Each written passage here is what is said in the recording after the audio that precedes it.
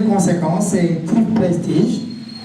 Alors, par le biais de mon ami, alors mon frère également, Moussa Diop, qui a été mon élève en classe de terminale.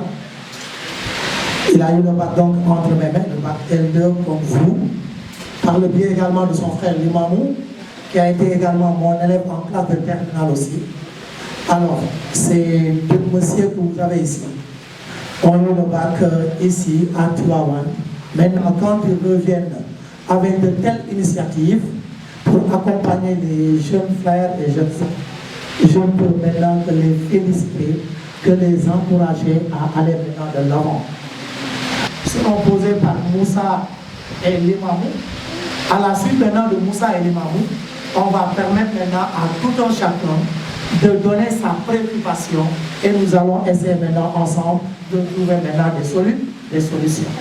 Alors donc, je ne sais pas Moussa, si c'est à vous maintenant de commencer. Alors la parole revient à Moussa Diop pour sa première question, une question également relative au programme. Alors par conséquent, je donne la parole à Moussa Diop pour la première question. Merci monsieur. Donc vous écoutez bien, chers candidats et candidates.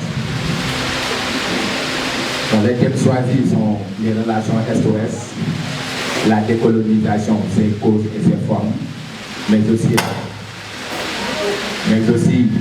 la question Proche-Orient, c'est-à-dire le Palestine. Donc la question est de savoir, pour commencer, les relations Est-Ouest, quels sont les événements qui ont animé l'humanité au lendemain de la Seconde Guerre mondiale entre 1945 et 1947. Je répète la question. Moussa, quels sont les événements qui ont animé l'humanité au lendemain de la Seconde Guerre mondiale entre 1945 et 1947?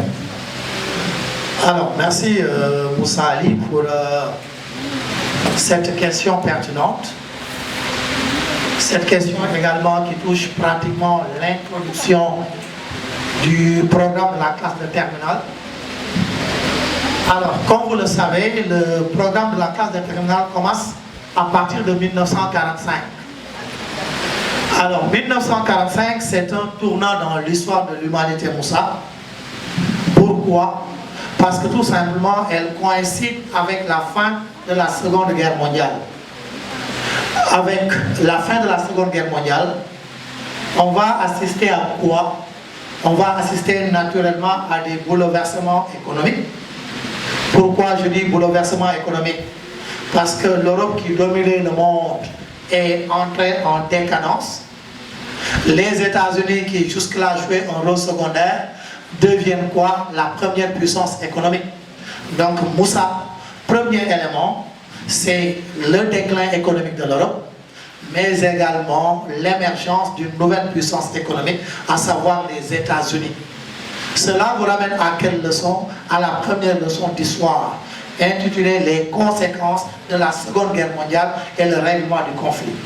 Vous n'êtes pas sans savoir, avec les conséquences économiques, l'Europe donc entre en déclin, les États-Unis maintenant émergent. Premier fait, Moussa. Le deuxième fait maintenant est également politique. Moussa, si vous regardez bien, avec la fin de la Seconde Guerre mondiale en 1945, on va assister également à quoi? À la fin de l'hégémonie politique de l'Europe. Vous savez, depuis le XVIe siècle, je dis bien XVIe, c'est l'Europe qui dominait le monde. Quand vous allez en Amérique, aux États-Unis, on parle anglais. Pourquoi ils parlent anglais? Parce qu'ils ont été colonisés par les Anglais.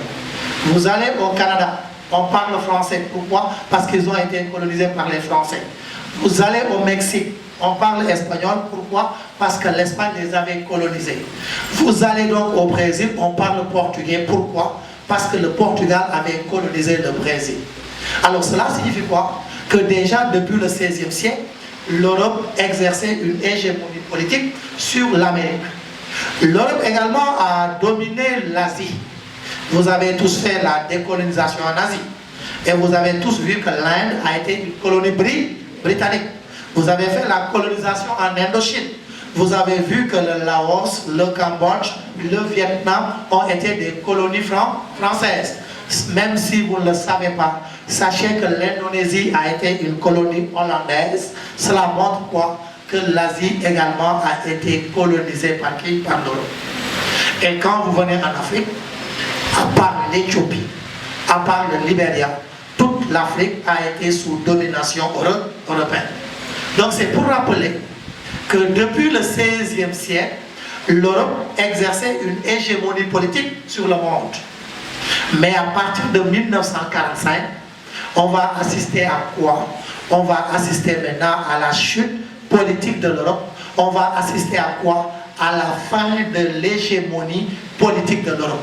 Autrement dit, l'Europe ne domine plus le monde. Qu'est-ce qui a provoqué cette chute? C'est encore la Seconde Guerre mondiale. Donc la Seconde Guerre mondiale a eu des répercussions politiques à partir de 1945. Elle a provoqué la fin du rayonnement politique de l'Europe. Au même moment, la Seconde Guerre mondiale va favoriser à partir de 1945 l'émergence de deux superpuissances, à savoir qui? Les États-Unis et l'Union soviétique. Donc à partir de 1945, qui va dominer le monde? Qui va gouverner le monde? Qui va exercer son hégémonie sur le monde? Ce n'est plus maintenant l'Europe. Ce sera qui? Ce sera les États-Unis. Ce sera qui? Ce sera l'Union soviétique. Donc par conséquent, Moussa, à partir de 1945, on assiste à quoi? À la fin du rayonnement politique de l'Europe, mais on assiste à quoi? À ce qu'on appelle l'ascension des États-Unis et de l'Union soviétique. Alors Moussa, toujours entre 1945 et 1947,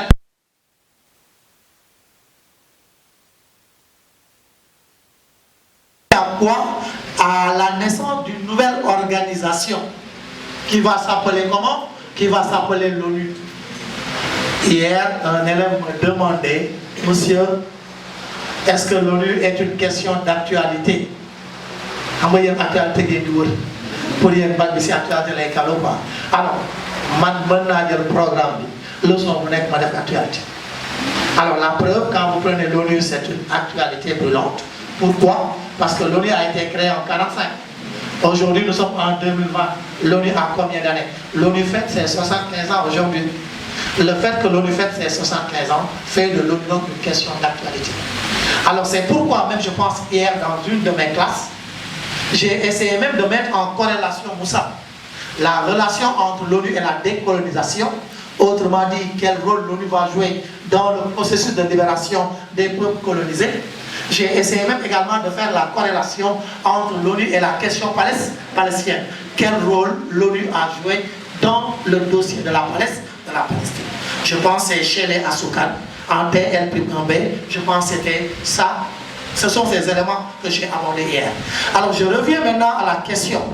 À partir de 1945 jusqu'à 1947, autre fait marquant au monde, je dirais maintenant c'est la naissance de l'eau, c'est la naissance de l'ONU. Alors l'ONU a été créée sur les ruines de la SDN. La SDN qui a été créée depuis 1919 avec le traité de Versailles a failli à sa mission avec l'éclatement de la Seconde Guerre mondiale. Et maintenant, à partir de 1945, on va mettre en place une nouvelle organisation qui va s'appeler comment? Qui va s'appeler maintenant l'ONU. Donc Moussa, entre 1945 et 1947, qu'est-ce qui va marquer le monde? On peut dire également c'est la création de l'ONU. Alors je ne sais pas maintenant si vous êtes en train de me suivre. Je suis en train de dégager des éléments de contexte. Contexte veut dire quoi? C'est la situation du monde entre 1945 et 1947. Entre 1945 et 1947, quels sont les faits marquants qui ont dominé l'histoire de l'humanité? J'ai parlé de la fin du rayonnement politique de l'Europe. J'ai parlé du déclin économique de l'Europe. J'ai parlé de l'émergence de deux superpuissances. Je viens de parler également de la création d'une nouvelle organisation qui s'appelle comment? Qui s'appelle l'ONU.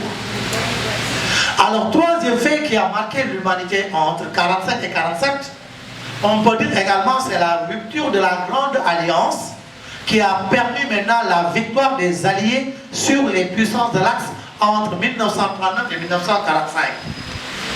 Je dis souvent à mes élèves que quand vous prenez la Première Guerre mondiale, au départ, elle opposait qui? La France et l'Angleterre, qui formaient quoi? Ce qu'on appelle maintenant les pays alliés.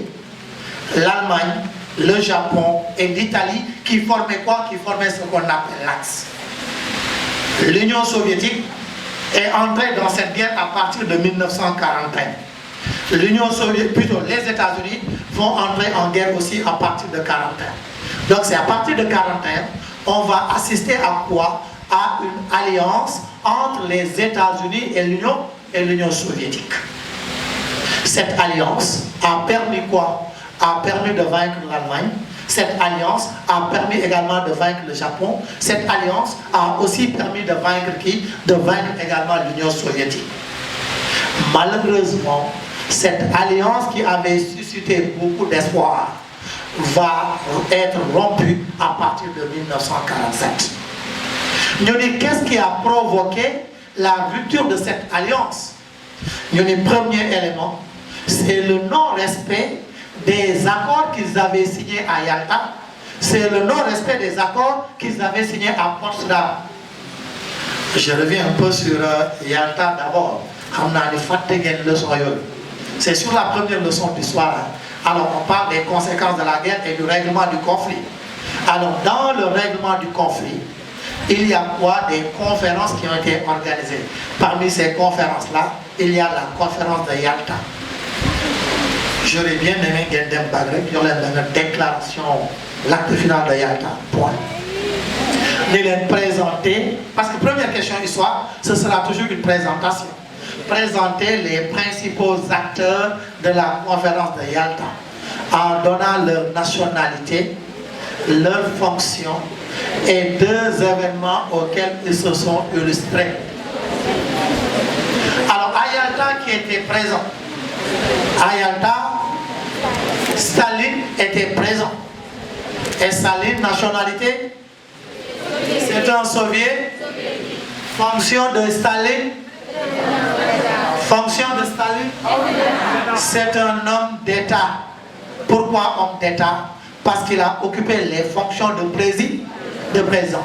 C'est également un homme politique.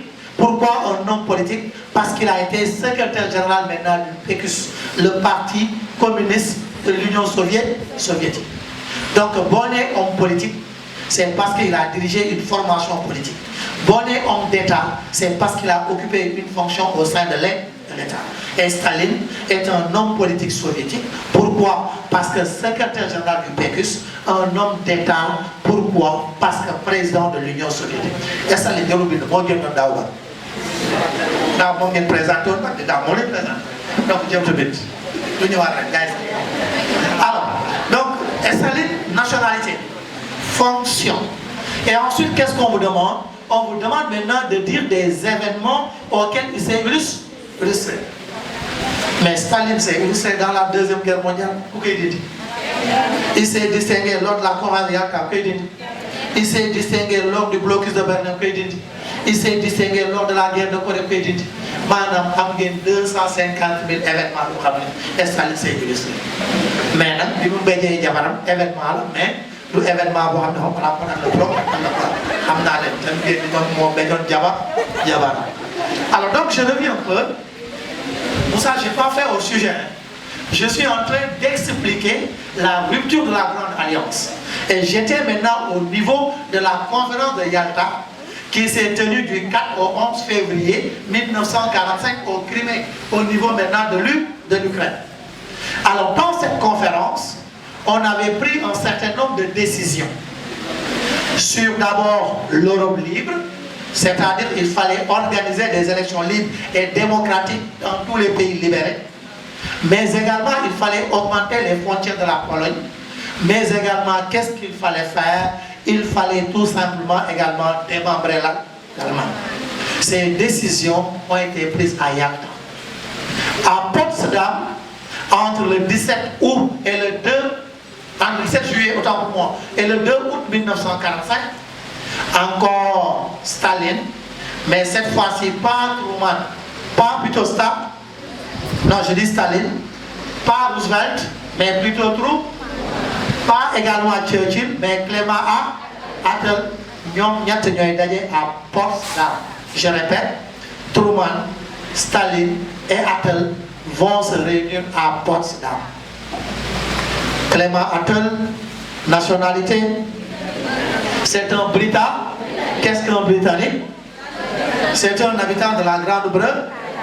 Lui, c'est un homme d'État. Hein? Qu'est-ce qui fait de lui un homme d'État?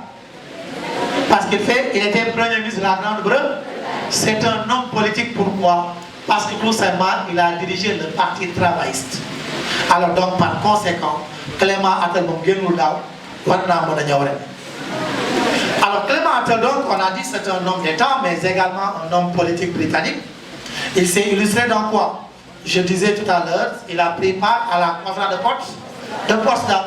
Mais deuxièmement, si vous avez bien maîtrisé votre leçon sur l'Inde, c'est lui qui a octroyé l'Inde son indépendance. Alors Clément Attlee, Truman et Staline se sont réunis également à Potsdam. À Potsdam, ils avaient pris des décisions sur l'Allemagne. Des décisions axées maintenant sur les 5 D. Il fallait dénazifier l'Allemagne, comme 5 de la titre. Dénazification, démembrement, désindustrialisation, démilitarisation, et démocratiser. Il fallait démocratiser, il fallait démembrer, il fallait dénazifier, il fallait désindustrialiser et il fallait démilitariser.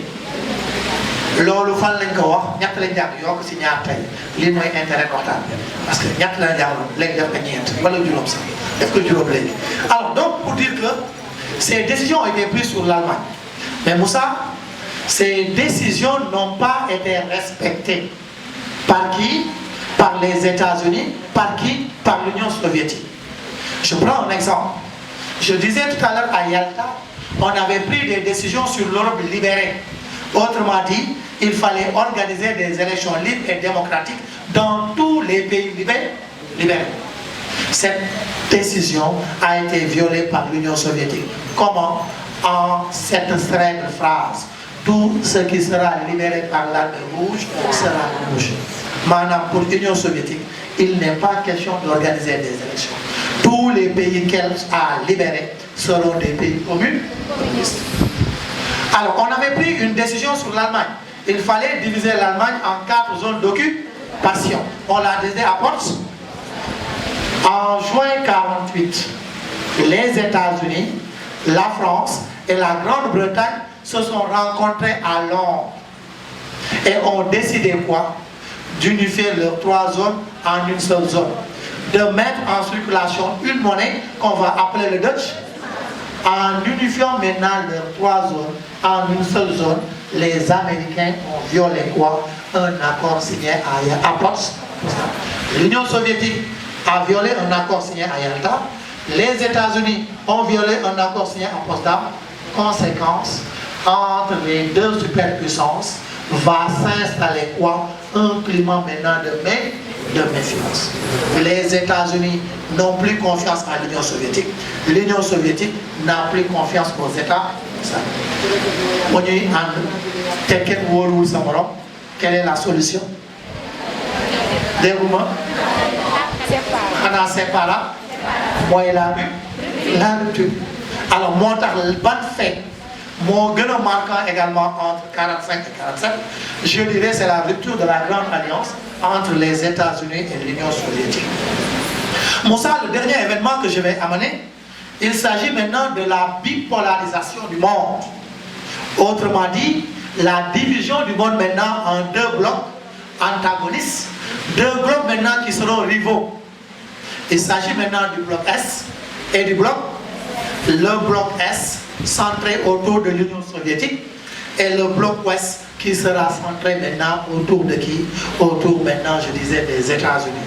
Maintenant, avec les détails, on pourra entrer dans chaque bloc. Alors, pour me résumer, Moussa, il m'a demandé quels sont les faits saillants qui ont marqué l'histoire du monde entre 1945 et 1947. Je lui ai dit entre 1945 et 1947, plusieurs faits ont marqué le monde. Parmi ces faits-là, on peut retenir la fin de la Seconde Guerre mondiale. Parmi ces faits, on peut retenir la fin du rayonnement politique de l'Europe. Parmi ces faits, on peut citer également le déclin économique de l'Europe. Parmi ces faits, on peut citer donc l'émergence des États-Unis. Parmi ces faits, on peut citer donc au plan politique l'émergence de deux superpuissances aux visions du monde opposé. Parmi ces faits, on peut citer la naissance de l'ONU. Parmi ces faits, on peut citer la rupture de la Grande Alliance. Parmi ces faits, on peut citer quoi? Les débuts de la bipolarisation. Alors, lire vous amène un texte qui vous parle de la guerre froide. Nous allons replacer ces faits évoqués dans le texte, dans leur contexte, on dit la guerre froide a éclaté en 1947 dans un contexte international dominé par quoi? La fin de la Seconde Guerre mondiale, la chute de l'Europe, l'émergence des États-Unis, la rupture de la Grande Alliance, les débuts de la bipolarisation. Monsieur Diop, j'espère que j'ai été clair par rapport à cette question. Wow.